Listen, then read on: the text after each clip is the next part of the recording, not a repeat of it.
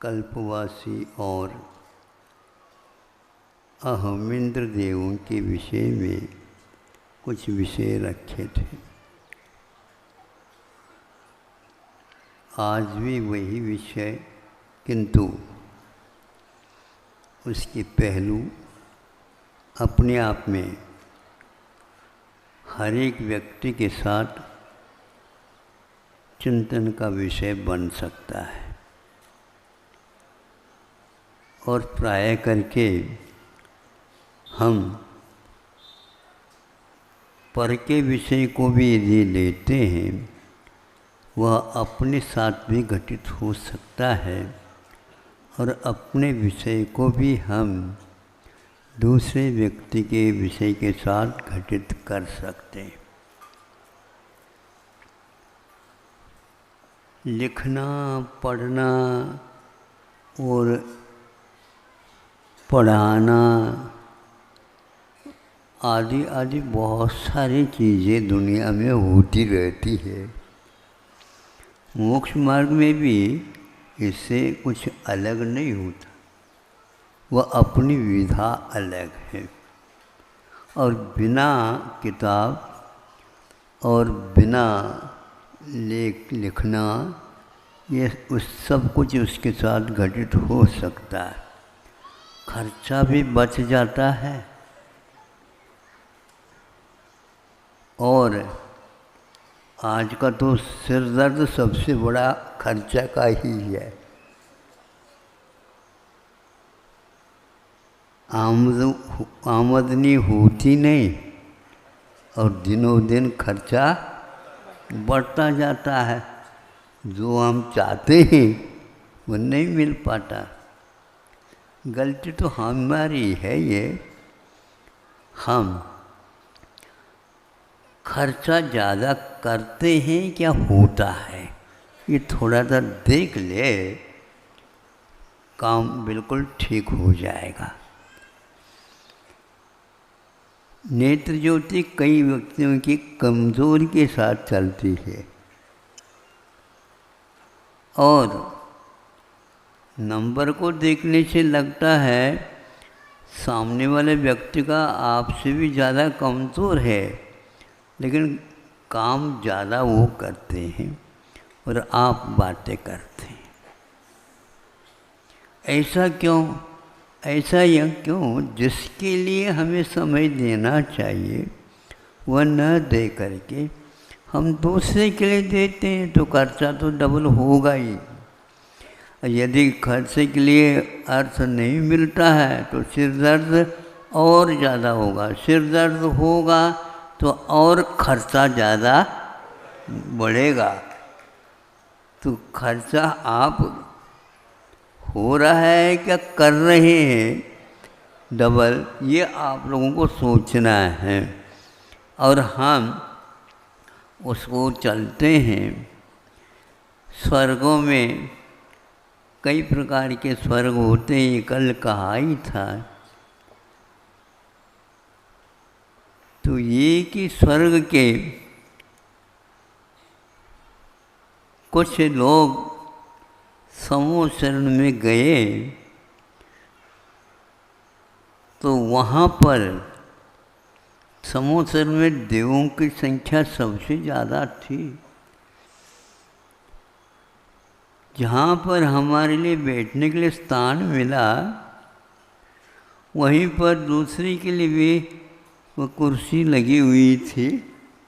उसको कुर्सी समझ ले, कोठी समझ ले, जो आप समझो। प्राय करके पास पास जो बैठे रहते हैं उसमें तुलना चालू हो जाती। इनके कपड़े लत्ते ऐसे क्यों हैं, इनके आभरण ऐसे क्यों हैं, इनके मुकुट ऐसे कैसे, इनके मुकुट में मणियाँ चमकीले ऐसे कैसे। और अपने को वो देखते हैं तो हमारी ये मुकुट के मणियाँ जो इसकी झिल्लियाँ भी नीचे पड़ना चाहिए थी वह नहीं पड़ती, और उनके देखते हैं तो बहुत दूर तक वह अपना प्रभाव डालती रहती है। हमेशा हमेशा उन्हीं के उन मणियों की झिल्लियाँ हमारी आँखों को शायद कमज़ोर कर रहे हो, उसके द्वारा हमारे आँखों का नंबर बढ़ रहा हो या घट रहा हो, है ज़्यादा बढ़ना भी ठीक नहीं, बढ़ाना भी ठीक नहीं। इसलिए आप जो अपने पाठ्यक्रम में नहीं हैं उसके साथ तुलना करने लगे तो कोई बात नहीं, तुलना तो करो, क्योंकि पहले कक्षा पार करो फिर इसके उपरांत तुलना करो तो आपके थीसिस का महत्व भी बढ़ जाएगा। आज हो ये रहा है, पहले तुलना करते हैं फिर बाद में, वो ठीक नहीं।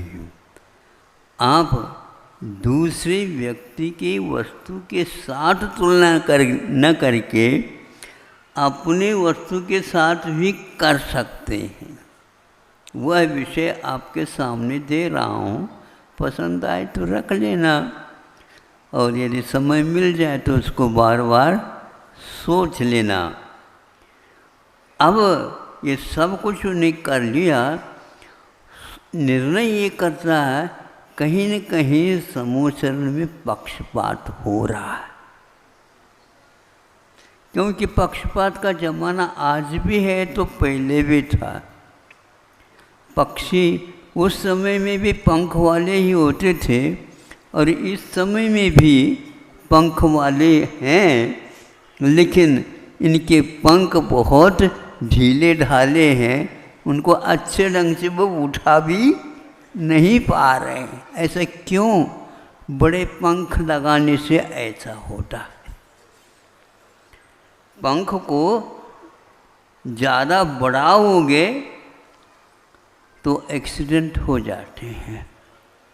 हाँ, और उसके पेट्रोल भी बहुत खर्च होता है। आपका ऐसा ही चल रहा है। फिर वह सोचता है कि पक्षपात यहाँ पर भी कहीं न कहीं हो रहा है। उसने एक प्रश्न ही भेजा किसी के माध्यम से। कुछ लोग बहुत चतुर होते हैं, प्रश्न अपना रहता है लेकिन वाहक व्यक्ति दूसरा रहता है, पता नहीं लगता, लेकिन पता तो स्वयं को तो लग ही जाता है। ये पूछो, यहाँ पर भी कुछ पक्षपात की बातें देखने में आ रही है, इसमें गलती किसकी है? मुखिया तो सौधर्मेंद्र है, अपने अपने परिवार वालों को, अपने अपने स्वर्ग के लोगों को ये बिठा देते होंगे, लेकिन एकदम आरोप लगाना तो ठीक नहीं, लेकिन फिर भी दूसरे के माध्यम से लगा दिया। फिर वहाँ से अपने आप ही ध्वनि इसके उत्तर के रूप में आ जाती है। अच्छे हैं ये लोग, पूछने में कमज़ोर है, दूसरे के माध्यम से करते हैं। इसमें भी डबल खर्च होता है, ये उन्हें ज्ञान नहीं है। इसलिए कि वह भगवान कहने लग जाएंगे, तुम लोगों ने इसके बारे में नहीं सोचा, जिस समय धर्म कर्म करते रहे उसके लिए जैसे आप अष्टमंगल द्रव्य चढ़ाते हैं ना, चढ़ाते हैं कि नहीं? चढ़ाते हैं। वो हमने सुना था, इसलिए जो करते हो आपके सामने रखता हूँ। उसके चावल भी आप चढ़ाते हैं और बादाम भी चढ़ाते हैं, फल छुआरा भी चढ़ाते हैं और लौंग भी चढ़ाते हैं, केसर भी चढ़ाते हैं। इन सब वस्तुओं के कुछ डुप्लीकेट, क्या बोलते हैं, तुलनात्मक दृष्टि से आप लोगों ने अध्ययन किया होगा। अरे चढ़ाना है, ये भगवान बन गए, वो तो ये खाएंगे पिएंगे तो कुछ है ही नहीं। इसलिए ये चढ़ाने के द्रव्य अलग है और इधर चढ़ाने के द्रव्य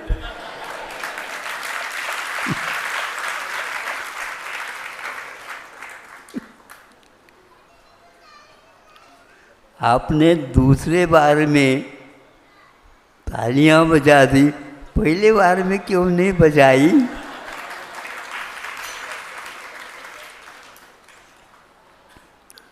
संवत्सर में भी चर्चा होती है क्या? क्यों नहीं होती? उसी के बारे में मैं आगे बता रहा हूँ। तो चावल खाने के अलग है, चढ़ाने के अलग है। और केसर जो कौन से वो फूल होते हैं, हार और श्रृंगार, हार श्रृंगार फूलों के, वह केसर चढ़ाने के लिए है। और यहाँ के लिए कश्मीर, कश्मीर से विलायत से भी आ सकती, वह केसर, उसकी सेवन करने से शरीर अपने आप में ही बादामी कलर का हो जाता है। हाँ, ये तो बात हो गई। तो यह अपने आप में इनके जो शरीर है कुछ न कुछ खाते होंगे, पीते होंगे, तभी इसलिए हाँ बिल्कुल ठीक है। उनके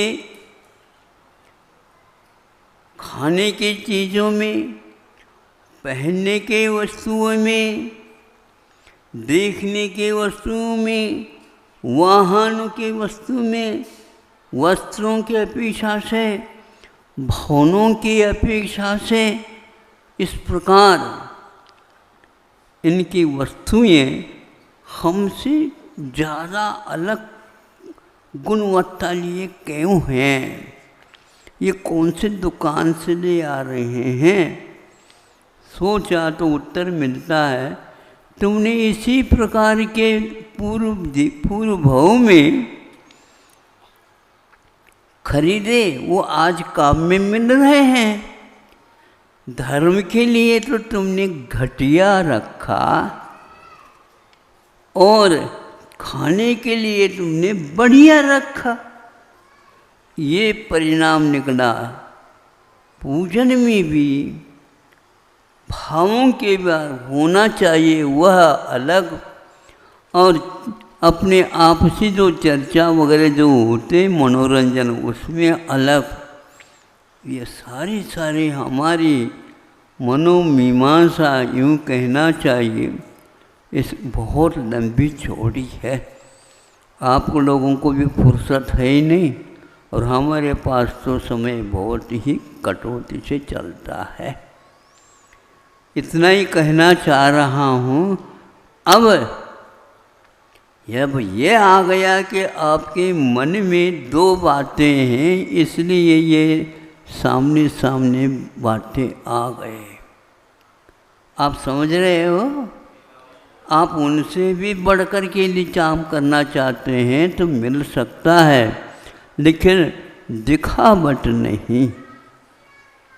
ये दिखाने की जो बीमारी है, इसमें कहीं पेट तो भरता तो है ही नहीं। दिखा दिया, खा दिया तो कम से कम पेट भरे, और दिखा दिया तो कई लोगों के पेट जो है ना दिखाने से भरते हैं। अच्छे हैं वो पेट, बिना खाए भी भर जाते। लेकिन जब चक्कर आ जाते हैं तो जब पेट भरने के उपरांत चक्कर क्यों, ये चक्कर क्यों आ रहा है? ये महाराज शुगर की बीमारी होने से ऐसा। अरे हमने तो आज तक नहीं सुना था शुगर की बीमारी। हमने तो ये सुना था जब गुड़ की बीमारी शुगर की बीमारी को मिटा सकती है तो ऐसा क्यों नहीं करते हो आप? बोलो महाराज, ये तो आपने नई बात बता दी। बिल्कुल ये आपकी ही बात है। गुड़ के द्वारा शक्कर की बीमारी ठीक हो जाती है।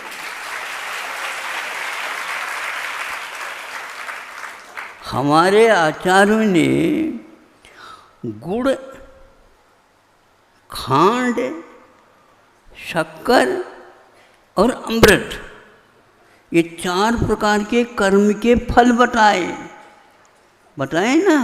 थोड़े से गोमठ सार वगैरह पढ़ाया करो।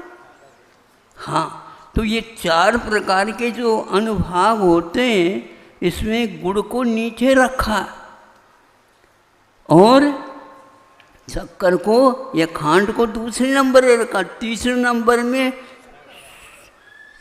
शुगर को रखा, शर्करा। अब अंतिम नंबर में क्या रखा? अमृत रखा।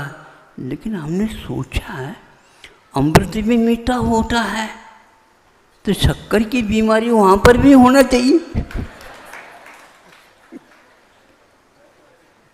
नहीं होते, ये तो ज़्यादा होने चाहिए, बल्कि गुड़ से कम होती है, होती ही नहीं। और जैसे जैसे ये अनुभाग बढ़ते चले जाएंगे तो मीठास ज़्यादा होगा। तो स्वर्ग में हमेशा हमेशा सभी लोग शक्कर की बीमारी से ही झूलते होंगे। तब मालूम पड़ा कि यह वस्तुतः है हमारी गलती है। हम भावों में घटिया हो जाते हैं।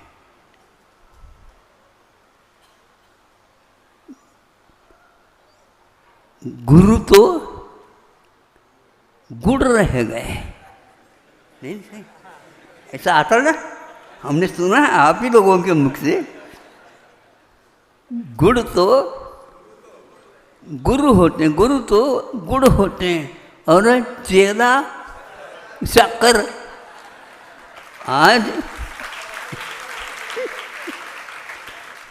आज जितने भी चेले हैं नहीं समझे,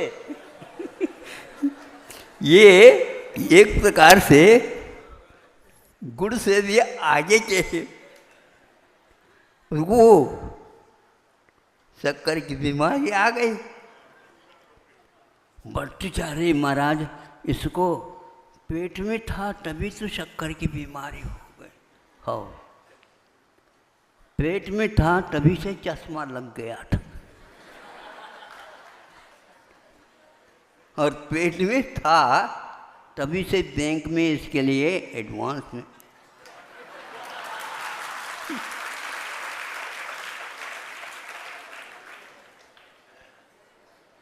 भाग्य है इसका। स्थिति कुछ अलग है। जब ये तुलना करते हैं हमारे दोष ही सामने आ जाते हैं। जब यह दिव्य ध्वनि के द्वारा स्पष्ट हो गया, जिसकी शंका दूसरे के माध्यम से दी गई थी, वह सोचता रहा कि ये तो हमारी पूरी बात ही आ गई, गलती तो हमारी ही है, ये इनकी कोई गलती नहीं है। तो इस प्रकार का काम हमारे परिणामों के द्वारा होता है। हमारे परिणामों के द्वारा कर्मों के फल हमारे सामने आ जाते हैं, और उस समय पंगत में बैठने के उपरांत अपनी थाली की ओर कम और दूसरे की थाली की ओर ज़्यादा क्या दृष्टि जाती है, दृष्टि भी बहुत शानी है। हाँ, आपको अपने थाली की ओर देखना चाहिए। इसीलिए आचार्यों ने कहा है तुम अपने अंजलि बना लो, बस उसी ओर देखो। हाँ, दूसरे की ओर नहीं देखना। लेकिन बड़े बड़े सेठ साहूकार भी दूसरे की थाली की ओर ज़्यादा देखते हैं। हाँ, अपनी थाली सोने की है, वो तो दिखावट है, खाने की नहीं। ऐसा हो रहा। इसलिए हमें अब अपने दृष्टि को प्रशिक्षित करना है। दूसरे से प्रशिक्षित हो या न हो, किंतु अपने को दृष्टि को प्रशिक्षित करने के लिए कोई विद्यालय नहीं खुल रहा है। ऐसे विद्यालय में अपने बच्चों को पढ़ाने के लिए जाओ, कोई भी विद्यालय मिलता नहीं महाराज। यहाँ पर आ जाओ और सुन दो और चले जाओ, अपने आप ही आ जाएगी विद्या। समोसरण इसीलिए है, महाविद्यालय है वो, विश्वविद्यालय है वो। सब प्रश्नों के उत्तर उसमें मिल जाते हैं, तब उसको ज्ञात हो। इसको बोलते हैं देवों में आपस में यह तुलनात्मक जब चर्चा होती है, उसको देवर्धि दर्शन, सम्यक दर्शन बोलते हैं। दूसरे के रिद्धि को देख करके भी आप अपने सम्यक दर्शन को सुधार सकते हो और आगे के लिए अपने सम्यक दर्शन को और पुष्ट बना सकते हो। समय आपका हो गया, इतना पर्याप्त है, पेट भर गया। हाँ, अब दोबारा जो भोजन और करेंगे उसके बीच में आचार्यों ने कहा कम से कम भी गृहस्थ है तो 3-4 घंटे का अंतराल रखे, और योगीराज महाराज हैं तो वे 1 दिन का अंतराल रखे। फिर भी ज़्यादा और चाहते हैं, जितने आप अंतराल रखोगे भोजन के बीच में, उतने ही आपकी तपस्या बढ़ेगी, और जिसके द्वारा अपनी रुग्णता क्यों पारना नहीं करना। हाँ, हो जाएगा, हो जाएगा। धारण और पारण, पार होना चाहते हो तो अपनी दृष्टि को आप बहुत ही मांझो और उसके द्वारा आगे बढ़ो। सामने वाला व्यक्ति भी कहेगा कि आपने हमारी ओर देख करके अपनी दृष्टि सुधारी, तो अब हम आपकी दृष्टि को देख करके और आगे बढ़ेंगे, हमारा तो स्वर्ग दूसरा और बढ़ेगा।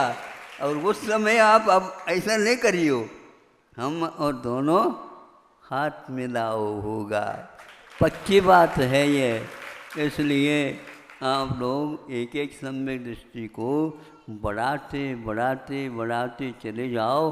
पढ़ाने की बात नहीं है, केवल हम अध्ययन करें। अध्ययन में हमेशा हमेशा स्लेट, बढ़ता कागज, वो ये कोई आवश्यकता नहीं। अधि अयनम इति अध्ययनम, अधि आसमन्तात् निकट रूपेण अयनम गमनम इति अध्ययन कहलाता है। इसलिए हम अपने आप को अध्ययन का विषय बनाएं, इतना ही पर्याप्त है।